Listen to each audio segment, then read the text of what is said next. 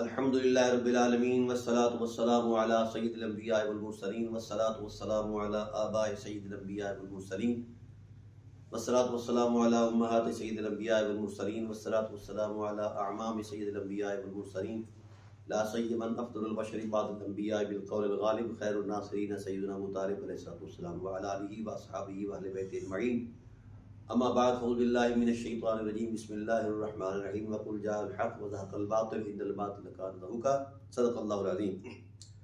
ناظرین کرام، ہماری سلسلہ وار گفتگو چل رہی تھی کہ ثقلین یعنی اہل بیت علیہ السلام اور شیخین علیہم الرضوان یعنی حضرت ابوبکر صدیق رضی اللہ عنہ و حضرت عمر فاروق رضی اللہ عنہ، ان کے مابین مفاضلہ، موازنہ اور توازن جو ہے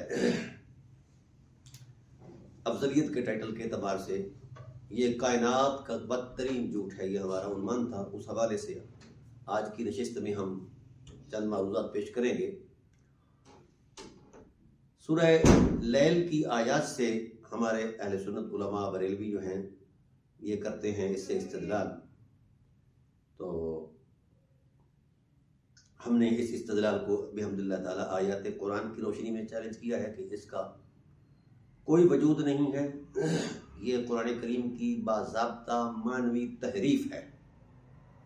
اور گزارش یہ ہے کہ یہ لوگ نظم نص اور ربط کلام اور مقتضاءات نصوص کی قطعیت کا انکار کر رہے ہیں، اور پھر اس پر بڑی بات یہ ہے کہ جس ذات بالا صفات حضرت محمد صلی اللہ علیہ وآلہ وسلم پر یہ وحی نازل ہوئی، آپ صلی اللہ علیہ وآلہ وسلم نے ان آیات کا جو معنی بیان فرمایا ہے اس پر عدم اعتماد ہے ان لوگوں کا۔ جب 11 روایات کے اندر ہم ثابت کر چکے ہیں کہ آپ صلی اللہ علیہ وسلم نے ان آیات کے معنی کو ایک عامی قاعدہ کے طور پر بیان فرمایا ہے، دو کرداروں کے تصور میں، کیونکہ صحابہ وحی صلی اللہ علیہ وسلم کی بصیرت سبحان اللہ، اور قرآن کریم کا نظم نص بھی یہی کہہ رہا ہے، ان سعیکم لشتی، پوری انسانیت اس سے مخاطب ہے۔ اور دو رویوں کا تقدس بیان کیا گیا، دو رویوں کو بیان کیا گیا ہے مقابلتاً۔ فاما من آتا واتقى وصدق بالحسنى، جس نے عطا کیا یعنی دیا مال اللہ کی راہ میں، حق کی تصدیق کی اور حق کے ساتھ وابستہ ہوا اور تقوی اختیار کیا، تو اللہ تعالیٰ اس کے لیے جنت کے راستے، اپنی رضا کے راستے آسان کر دیتے ہیں۔ اور جس نے حق کو جھٹلایا، وَأَمَّا مَنْ كَذَّبَ وَأَمَّا مَنْ بَخِلَ وَاسْتَغْنَىٰ وَكَذَّبَ بِالْحُسْنَىٰ، جس نے بخل کیا، حق کو جھٹلایا اور اللہ کے احکام سے بے پرواہی اختیار کی، تو اس کے لیے جہنم کے راستے اور اللہ کے غضب کے معاملات جو ہیں وہ آسان کر دی جاتے ہیں۔ اور پھر فرمایا لا يصلح الا الاشقى، اسی جہنم کے اندر صرف وہی جلیں گے جو کائنات کا بدبخت ہے۔ کیوں؟ الذی کذب وتولی، وہ بدبخت اس لیے ہے کہ اس نے جھٹلایا ہے حق کو، قرآن کو، رسالت کو اور اللہ وحدہ لا شریک کی عظمت کو، لہذا وہ بدترین بدبخت ہے کائنات کا، اس کو جہنم میں جلایا جائے گا اور صرف وہی جلے گا۔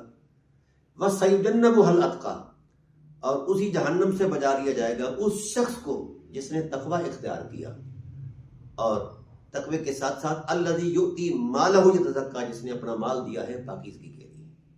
اور پھر وما لأحد عنده من نعمة تجزیٰ، وہ مال کسی نیکی کا صلہ نہیں ہے بلکہ اللہ کی رضا کے لیے ہے، کسی کے احسان کا بدلہ نہیں بلکہ اللہ کی رضا کے لیے۔ تو یہ تھا اس مکمل سورہ پاک کے مکمل مضمون کا نفس مضمون۔ تو آپ صلی اللہ علیہ وآلہ وسلم نے اس کو اسی عامیانہ قاعدے میں بیان فرمایا، اور اس پر اس کے نزول کا تصور بھی پیش فرمایا، وہ ہم تحقیق پیش کر چکے ہیں۔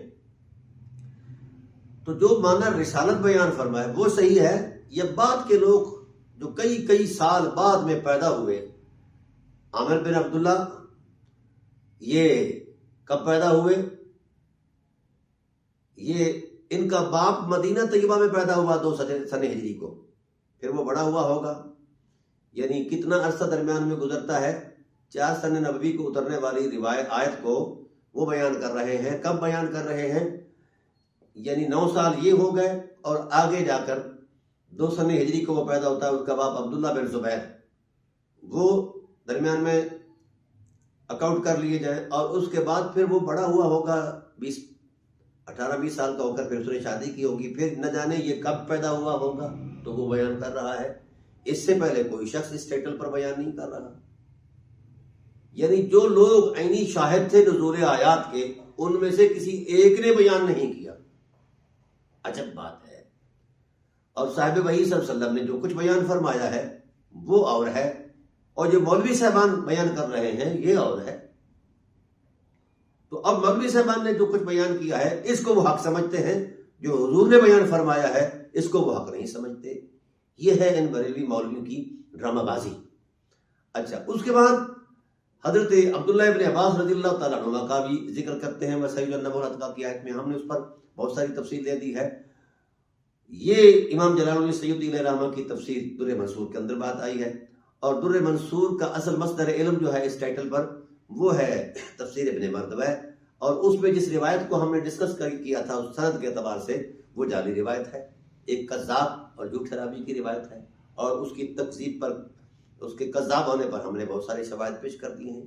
کئی بلکہ تمام کتب رجال نے اس کو کذاب لکھا ہے، شوائی لکھا ہے، کافر لکھا ہے۔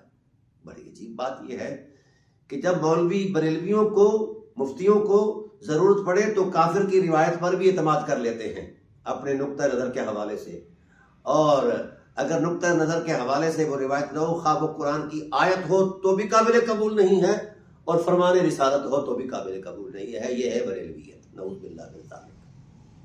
مجھے افسوس ہوتا ہے ایسے علماء پر جو قرآن کے نظم نسق کی قطعیت کا اعتبار نہیں کرتے، فرمان رسالت کی حرمت کا اعتبار نہیں کرتے، وہ 1400 سال بعد آنے والے لوگوں کا اعتبار کر کے بیٹھے ہیں، بریلی شریف کے علماء کا اعتبار کر کے بیٹھے ہیں۔ بھائی کچھ یہ جو آپ اقوال پیش کرتے ہیں، ان اقوال کی اصل کنہ کیا ہے؟ کسی بھی قول کی سند صحیح نہیں ہے، یہاں سے تو ظنیت بھی ثابت نہیں ہوتی، یہ مولوی قطعیت ثابت کر بیٹھتے ہیں۔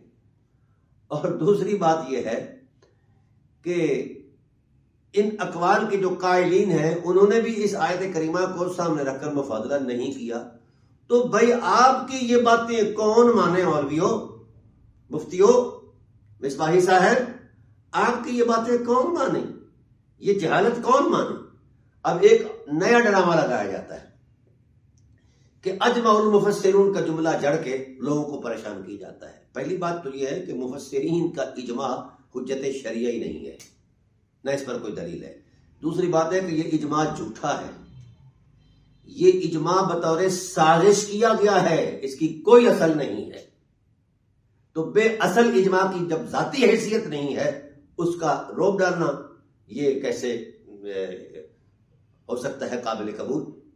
میں یہ پوچھتا ہوں، یہ 428 ہجری یا 68 ہجری میں ایک تفسیر آتی ہے، تفسیر الوسیط، اس میں علی قول الجمیع کہا جاتا ہے، تمام کا قول۔ بھائی کس کا قول ہے؟ 1,24,000 صحابہ میں سے کس کا قول ہے، اور کس کے قول پر کیا اجماع ہے؟ دماغ خراب ہو گیا ان لوگوں کا۔ اگر تو صحابہ کا اجماع ہوا ہے تو پھر قطعی ہے اور یقینی ہے، اس کا انکار میں کفر سمجھتا ہوں، کیونکہ اجماع کی عظمت کا میں قائل ہوں۔ تو کیا زمانہ صحابہ میں اس پر اجماع ہوا کہ یہ حضرت ابوبکر صدیق رضی اللہ تعالیٰ عنہ کی ہی شان میں نازل ہوئی ہے، کوئی دوسرا بندہ اس کا فرد معنی نہیں بن سکتا؟ کیا کوئی کائنات میں ایسا دکھا سکتے ہو؟ نہیں دکھا سکتے۔ اچھا، دوسری بات یہ ہے جو عینی شاہد ہیں، خود اللہ کا رسول عینی شاہد ہے نزول آیت کا، جس پر نازل ہوئی ہے، اس نے بھی اس معنی میں بیان نہیں کیا۔ اور پھر مولا کائنات فرماتے ہیں کہ میں قرآن کی ہر آیت کی ہر عظمت کو جانتا ہوں، کہاں نازل ہوئی، کیسے نازل ہوئی، آپ سے بھی کوئی شے منقول نہیں ہے۔ اور پھر خود سیدنا ابوبکر صدیق رضی اللہ تعالیٰ عنہ کی ذات سے بھی یہ بات منقول نہیں ہے، حضرت عثمان غنی سے بھی یہ بات منقول نہیں ہے۔ جو اس وقت مجسر تھے، لوگ موجود تھے، ان میں سے کسی سے بھی کوئی بات منقول نہیں ہے۔ رہا ابن مسعود کی روایت، تو وہ تو ویسے ہی جعل سازی کا ایک دیا ہوا تصور ہے، اور پھر اس روایت کا جو منظر نامہ ہے وہ سورۃ لیل کے آغاز سے لے کر اسرا تک کے لفظ کا وہ معنی مفہوم بیان کیا گیا ہے۔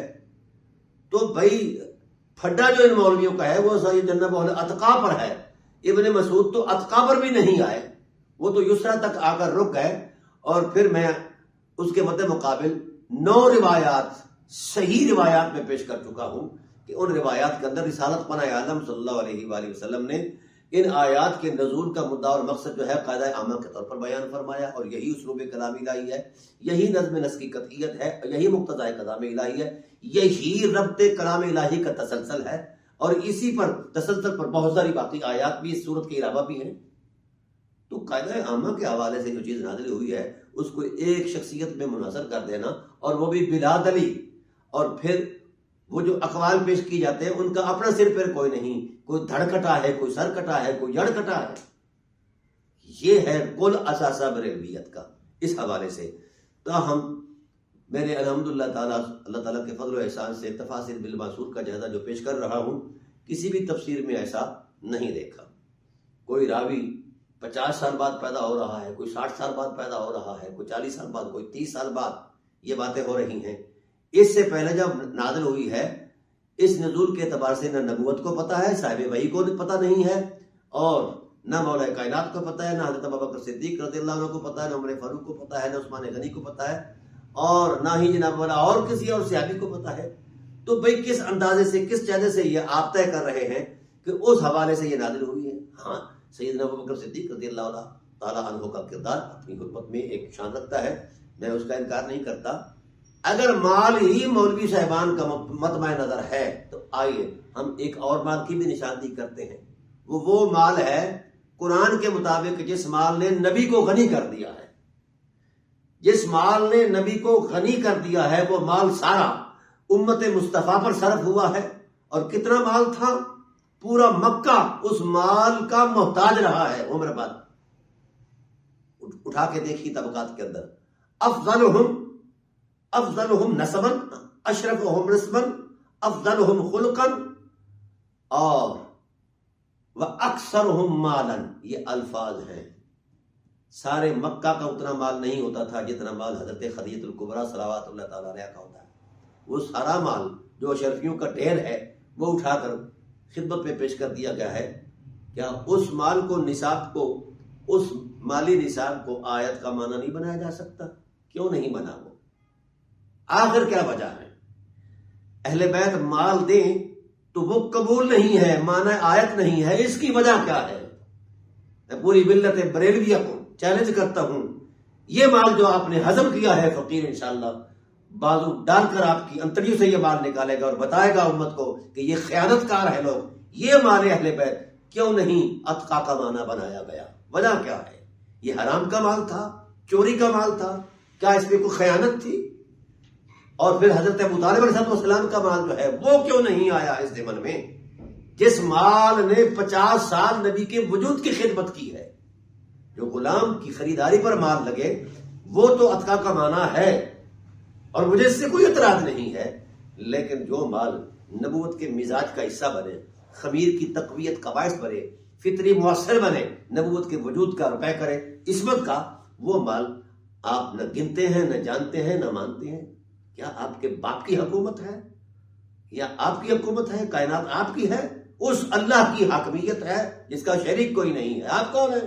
آپ کی حیثیت ہی کیا ہے؟ تو قرآن کی تحریف سے آپ لوگوں نے یہ مذہب نکالا اور جعل سازی کی، اور اہل بیت علیہ السلام کے مد مقابل آ کر ایک ایسا تصور دیا ہے جس کو نہ قرآن مانتا ہے، نہ مزاج رسول مانتا ہے، اور مزاج شریعت نہیں مانتی، کوئی بھی نہیں مانتا۔ آپ نے یہ کہاں سے یہ گھڑ لیا ہے عقیدہ کہ جناب مفاضلہ ہے اور اہل بیت مفضول ہیں، شیخین افضل ہیں؟ یہ کہاں سے لے آئے؟ کائنات کا بدترین جھوٹ ہے۔ تو لہذا انشاءاللہ ہم اس تسلسل کو جاری رکھیں گے۔ یاد رکھنا، نہ نظم نص اس بات کی گواہی دیتی ہے، اور نہ ہی ربط کلام الہی، اور نہ ہی کوئی شرعی اصول یا دینی تصور۔ یہ اجمع المفسرون کی بنا ہی کوئی نہیں ہے، یہ اس سے بھی بڑا جھوٹ ہے۔ کس بات پر؟ یعنی اس اجماع کی وجہ کیا ہے، اس اجماع کی نظیر کیا ہے اس کے پیچھے، اور دوائیات اجماع کیا ہے؟ سب ڈرامے بازی ہے، کچھ بھی نہیں ہے۔ یہ چلا آیا ہے، بھیڑ چال چلی آئی اجماع المفسرون۔ کون ہے یہ مفسرین جن کے اجماع کو ہم اس پیمانے پر مان لیں کہ ہم وہ اجزائے وجود رسول کو پیچھے کر دیں اور غلامان رسول کو آگے کر دیں. یہ کون سا طریقہ کار ہے؟ تو انشاءاللہ العزیز اس پر ہم تسلسل پذیر گفتگو کریں گے. اللہ تعالیٰ کی بارگاہ میں دعا ہے کہ اللہ تعالیٰ ہمیں حق کا راستہ عطا فرمائے. اور میں پھر عرض کرتا ہوں کہ کوئی صاحب علم اٹھے قرآن کریم کی روشن آیات کی صورت میں کوئی معارضہ پیش کرے، آئیں، میں دعوت دیتا ہوں، خاص کر بریلوی علماء کو دعوت دیتا ہوں، مصباحی صاحب آ جائیں، آئیں تو صحیح، انشاءاللہ العزیز ہم حاضر ہیں.